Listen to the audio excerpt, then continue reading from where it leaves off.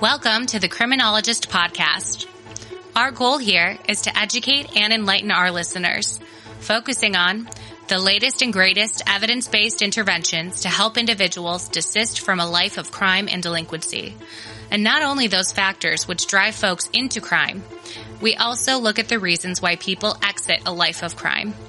Also, we attempt to paint an accurate picture of that journey from the perspective of the justice-involved individual. Too often, our perceptions of those involved in the system are tainted by media-driven caricatures created to sell newspapers or movie tickets. This adds little to a healthy dialogue as to how to best address criminality. This podcast will avoid stereotypes and biases.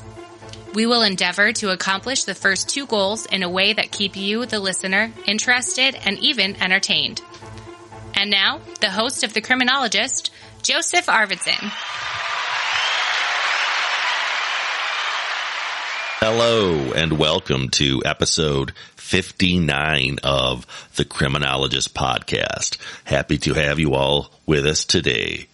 I am thrilled to be sharing with you all my interview with David Breakspear, who is joining us all the way from the United Kingdom.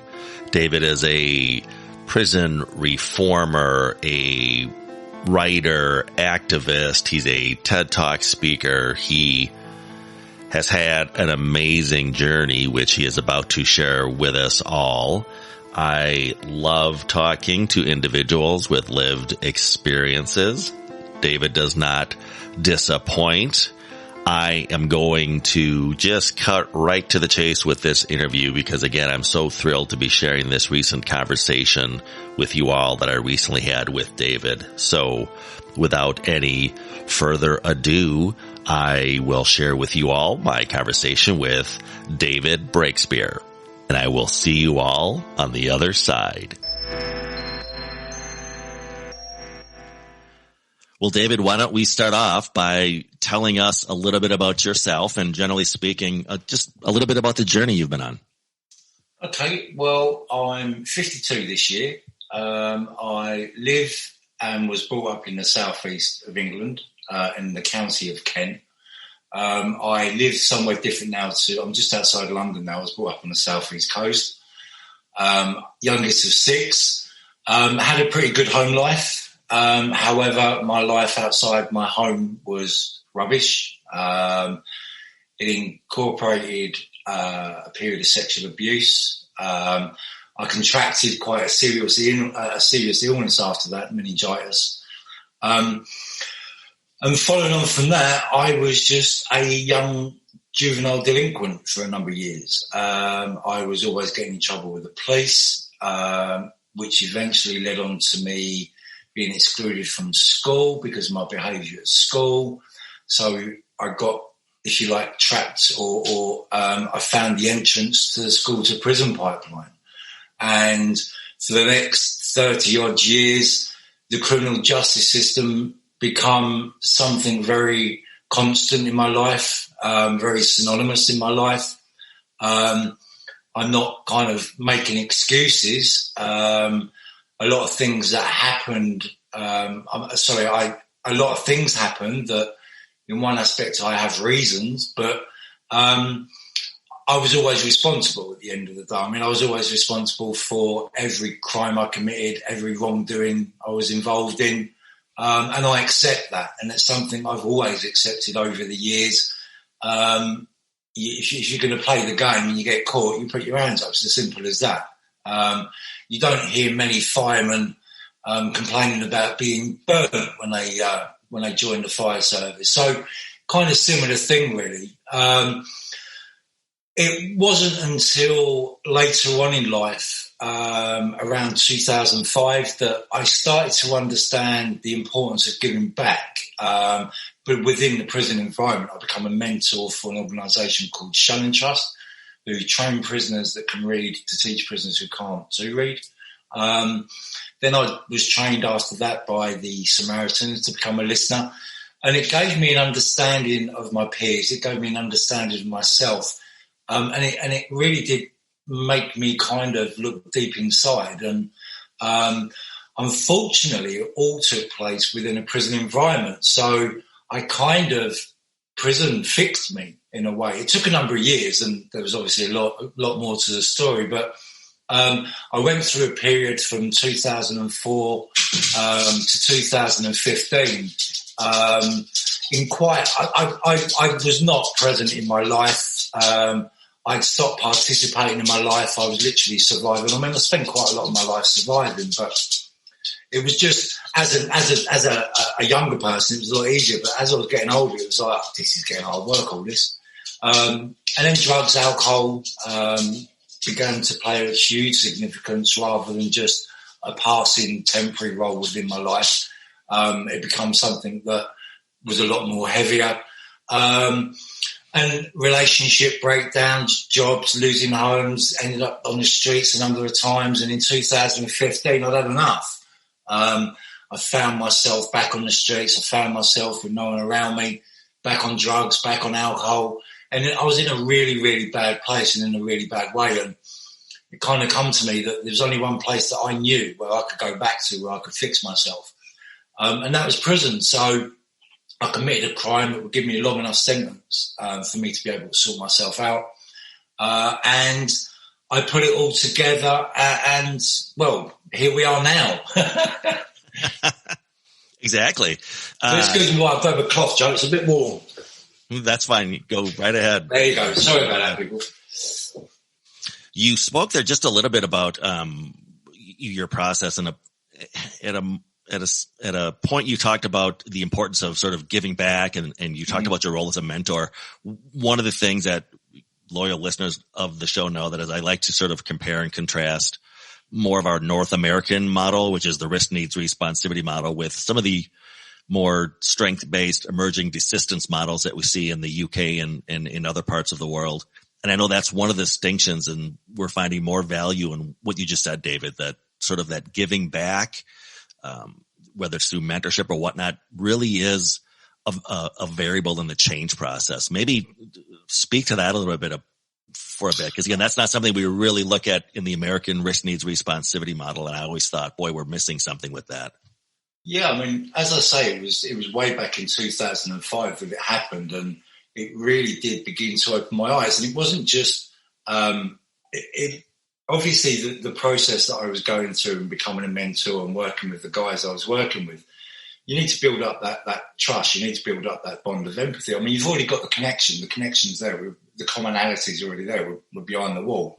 So that kind of part of it. So already they know that you're coming from a position or from the level. You're where they're at, if you like, because you're there as well. So there's nowhere else to be. But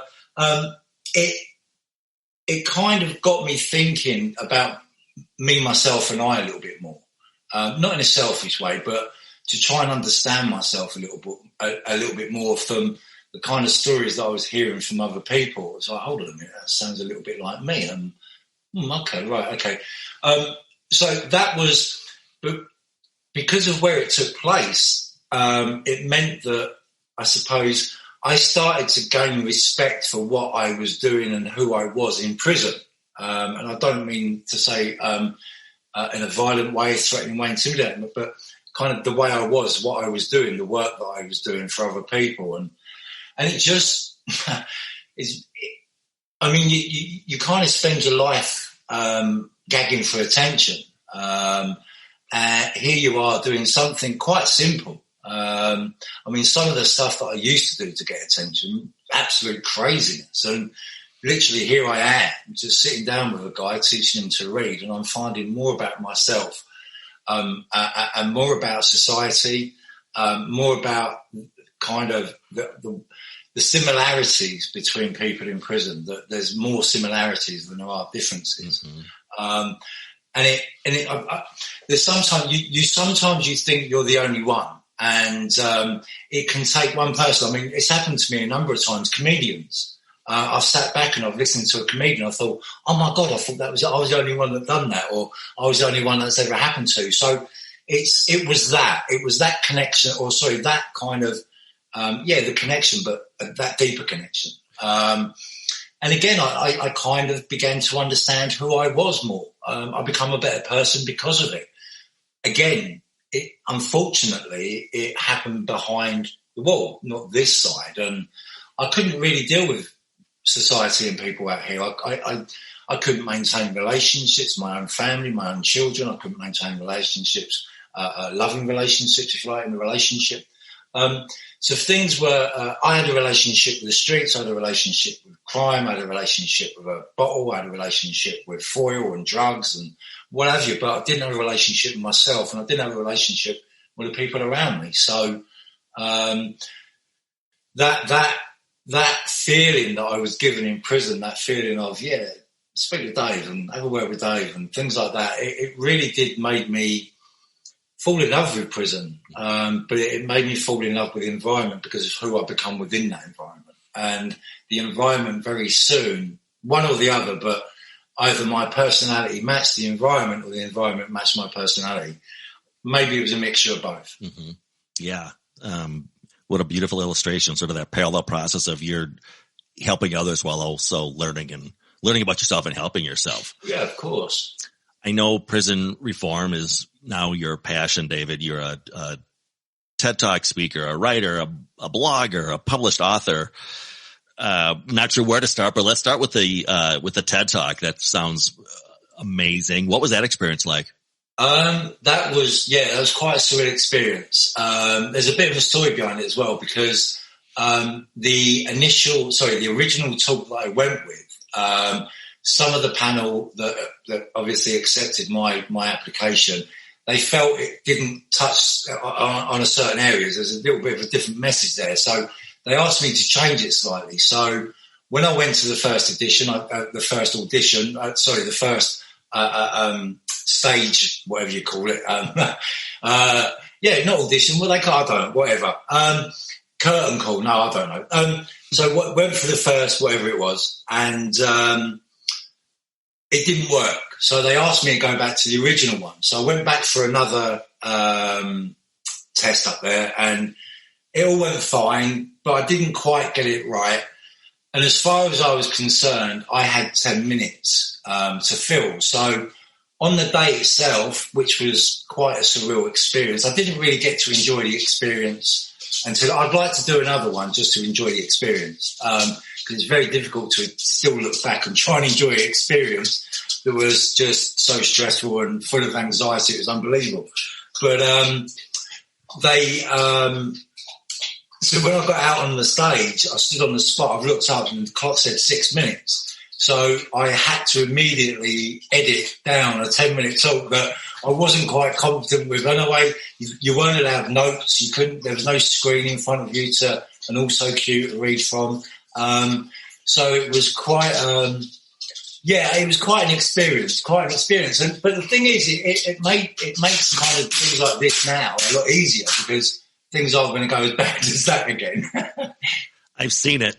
It's inspiring. I will leave a link to that TED Talk in the episode notes of this podcast. So if you're listening and you want to see David's TED Talk, again, I'll leave a link in the episode notes for this podcast. I read your piece, David, entitled "To Say OU Changed My Life" is an understatement. And for my American audience, OU stands for Open University. Speak to the importance of education on your journey of change here. Well, the two, I suppose, mentoring and education are parallel. They cause and effect, if you like. They become two in the same. Again, from 2005, getting into that was about education. So it made me understand the importance of education, but it also made me understand how much we underestimate or I suppose underestimate the power of reading, and how important reading is. I mean, it seems for people that can read, myself included, I struggle to try and imagine what it must be like for someone that can't read as an adult. I just can't. I've got half an idea because of the guys that I used to work with, but I can never imagine it. It's like seeing. You could never imagine going blind, I don't suppose. But I forgot where I was going now with that one. So it was all about that education. So when you look at prison, it was all about it's a worded information communication. It's all very heavily worded. I knew I'd get the words out in the end. It was all heavily worded. So again, even before you get into a prison system, which is quite a unique experience as it is, if you just add into that lack of not being able to read, so that alone shows you by itself the importance of education. Just the ability to read can change someone's life in prison, because I've seen guys go hungry where they're not able to. We have a pre-select menu on a weekly basis, and you have. It's going to sound quite a lot posher than what it actually is, but you get 5 choices for lunch and 5 choices for the evening. As I say, they're not the best meals in the world, but if you can't read the menu, you don't know what you're ordering. They go hungry, or they might order something they don't like without realising. So they're not going to tell anyone, because it can be quite embarrassing. It's quite a stigma as well. And obviously it's a prison environment, so you don't want to end up being, you don't want to be vulnerable to other people. So that on its own, just that importance of reading, really does go to show you the importance of education. So for me, it kind of went on a little bit further because I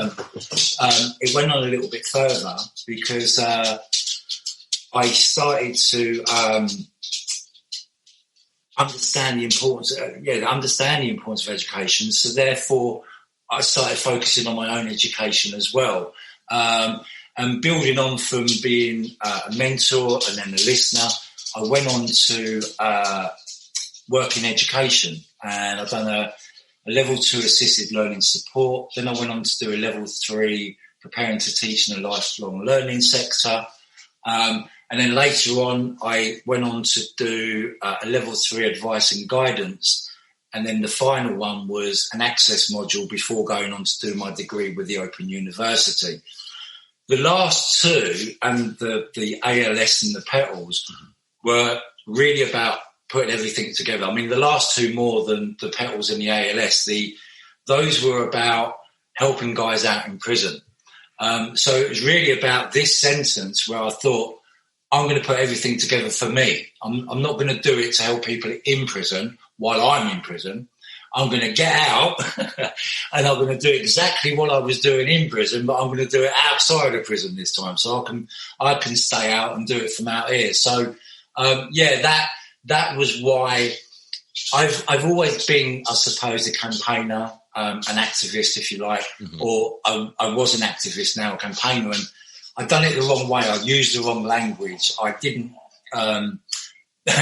you won't be shocked, but I couldn't put forward an argument in the right way. I was still an area arts prisoner, do you know what I mean? I was trying to learn something. So this is where I am now, is that I'm now in a position where I've got the lived experience. Based on that lived experience, gave me the passion and, if you like, the voice. And then the qualifications and the education was for me to be able to put it all together to do what I'm doing now. There's one thing having lived experience, there's another thing having a voice and a passion, but being able to do it in the right way and for the right purpose, that's something entirely different.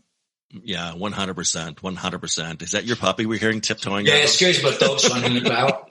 That's all right. He's a star. So just in your experience, David, broadly speaking, painting with, again, broad brushstrokes, what works in rehabilitation and reentry? And then conversely, what doesn't work? What doesn't work? Doing the same thing that we've been doing for years. That doesn't work. So that's that part. What does work? Well, look, at the end of the day, certain things do work, because otherwise we'd have 100% reoffending rates, and we don't. Our reoffending rates on average, I mean, there are certain different levels here, like for over that time, under this time, but on average, I'd say that our reoffending rates are around 42 to 50%. If you start, that's the average. If you bring in under 12 months, you're looking at around about 62%. That is the area that I try, and that's the cohort, if you like, for me, that fall through the gaps. They're the ones that continually fall through the net. I mentioned to someone the other day that we talk about all these support agencies and everything else around it as a safety net. The thing with nets is they have holes in, and people continue to fall through. So it was about plugging all those gaps in my own life, first and foremost, so that obviously I could come out and kind of do the same thing out here. What would you say, David, to either a prison warden or a governor, as you say over there, or even a well-intentioned probation officer is doing everything that the training manual says, but you just want to give them some advice about how they could do their job better, something that they might not be seeing, amongst the X's and O's of the playbook? Well, I mean, it's I think sometimes I feel sorry for probation officers and correctional officers, prison officers, because they do get the rough end of the stick. They're not the ones that make the policies and the procedures. And it comes down to time. That's for probation officers and prison officers. It comes down to time. The way forward is through relationships, as we like to call it in this country, dynamic security. Mm-hmm. That's where you're talking to people. You use your mouth. If there's someone shouting at you, you talk quietly. Otherwise, once you start shouting, there's nowhere else to go apart from up. So that dynamic security, that relationship, but then the system itself has to realise that, and they have to try and create the system so that prison officers have as much time as they possible to be. No one joins. There might be 1%, 0.5%, but no one really joins the service to lock people up. They join the service because they've seen something. They join the service because they want to help. They want to make a difference. They want to help change people's lives.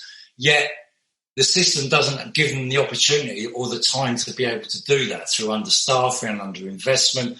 And that's been something that's gone on for years. So it really is that relationship. It's looking at people from a position of empathy and not apathy, understanding that everyone's got a story to tell. And 9 times out of 10, when you hear that story, you're more likely to be sad than you are angry. And you're more likely to understand what's actually gone on. But it's easy to say that for me, because I'm in the criminal justice system. Whether or not I would have had that view had I not been in the criminal justice system, I don't know, because of the media, of the government, of the way that from the top down that stigma and discrimination begins. And it just filters down. Whereas we need to flip that, and we need to start seeing the more positive language and the right policies. Yeah, fair enough. There are victims of crime, but I'd say that 90% of people in prison were also once victims or are still victims themselves. So why aren't those important? And it's also about the families for the prison officers and for probation officers to understand it isn't just the individual that serves a sentence. And 9 times out of 10, it's a lot easier for the individual serving a sentence because they've got everything sorted out for them. It's the people out here that are running around, that are getting pushed from pillar to post, they're being misinformed, uninformed, not cared about, and that affects the generational situation in respect of parental imprisonment. Unless you break that chain, I mean, I've seen grandfathers and grandchildren in prison at the same time, with the father in as well. That's not right. That needs to stop. And yes, fair enough.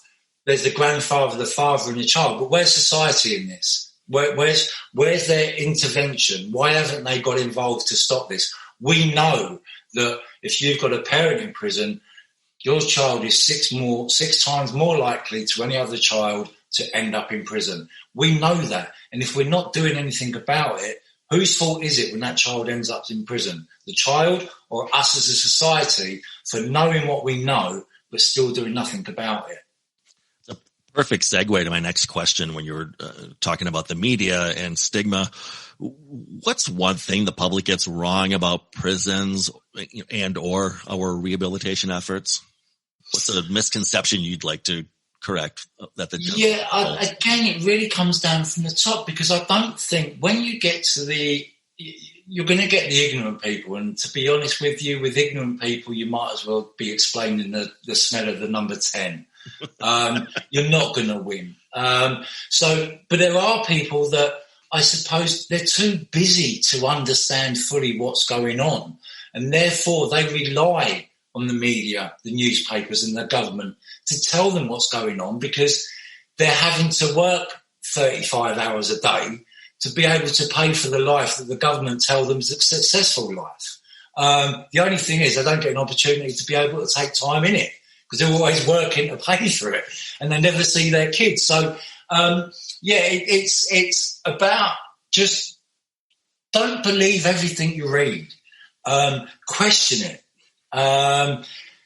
We're not all murderers, rapists, paedophiles and terrorists in prison. There's a lot of people in prison for the first time with one mistake.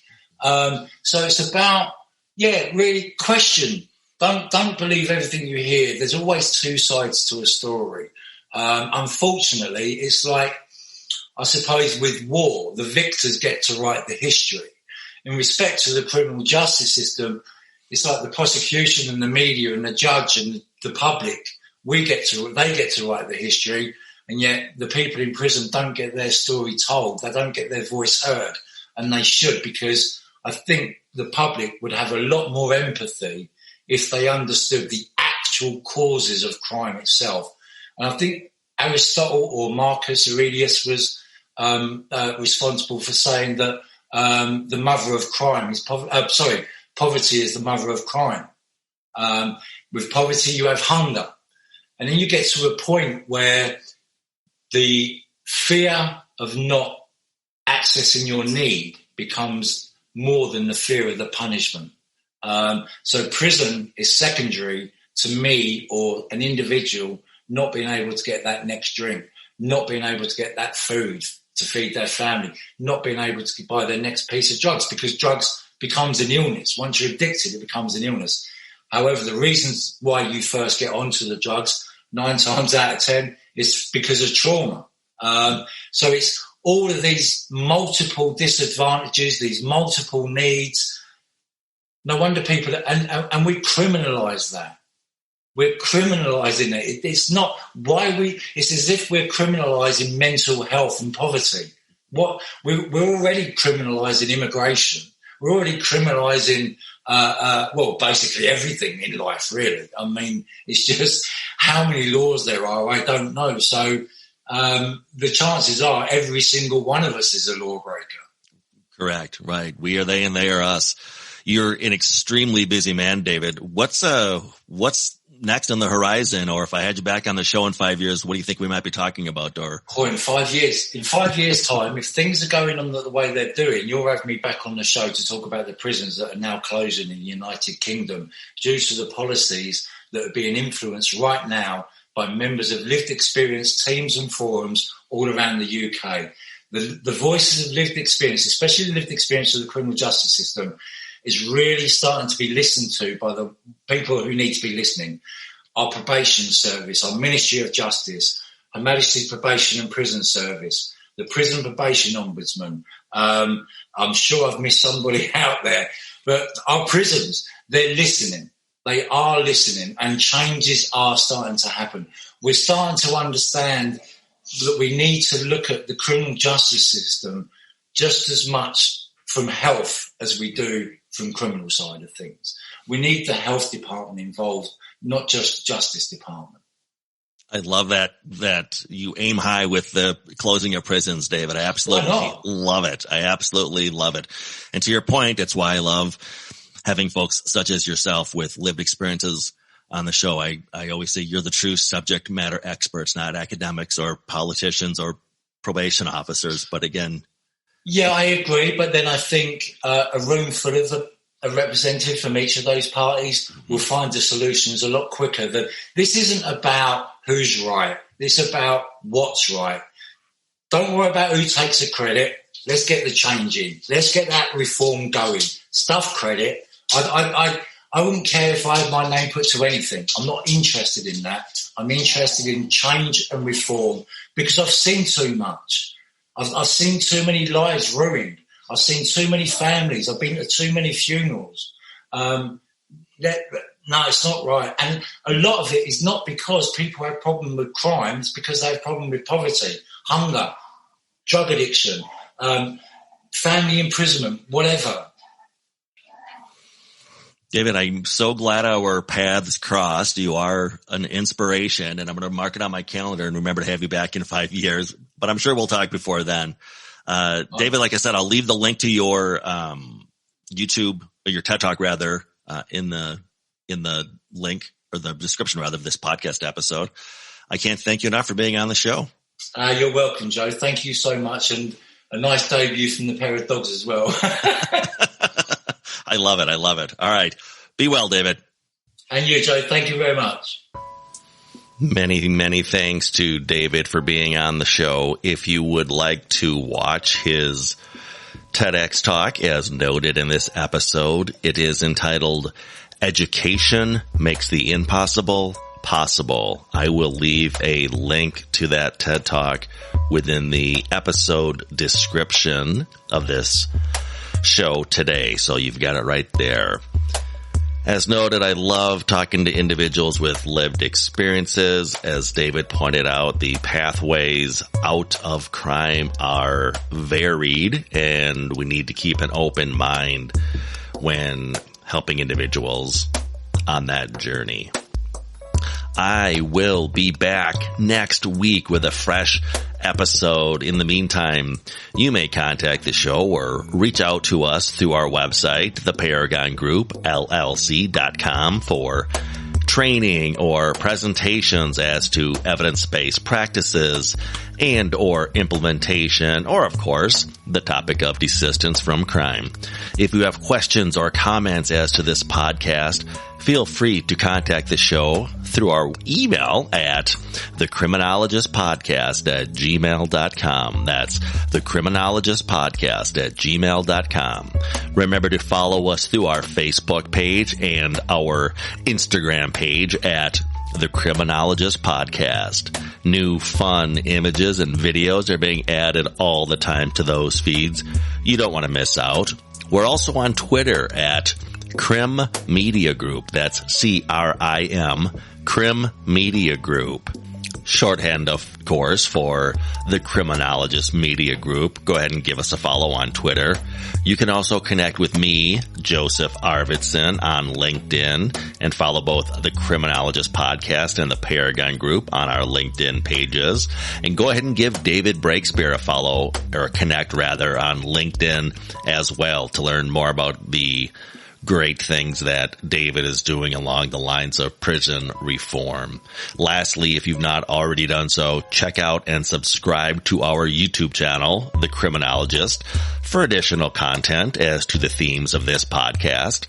Merchandise is now available. If you're interested, reach out for details. And if you believe in what we're doing on the show, if you're part of the movement, please spread the word. Tell a friend or a coworker or a colleague about us.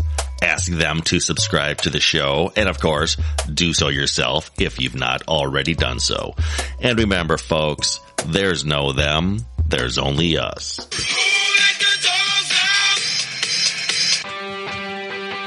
The Criminologist Podcast is a production of the Paragon Group, LLC. For speaking engagements, interviews, program design, training opportunities, or to contact the host, please visit us at theparagongroup.llc.com. Click on the Contact Us tab in the upper right-hand side of the page. Be sure to give us a 5-star review, and thanks for listening. The thoughts, statements, and opinions of the host and cast members do not necessarily reflect the views of their employers and are those of the host and cast themselves. Any discussion regarding client statements, behaviors, actions, or crimes are purely fictional and are used only for the purposes of example. Any examples that could be deemed to be related to an actual individual or individuals are incidental.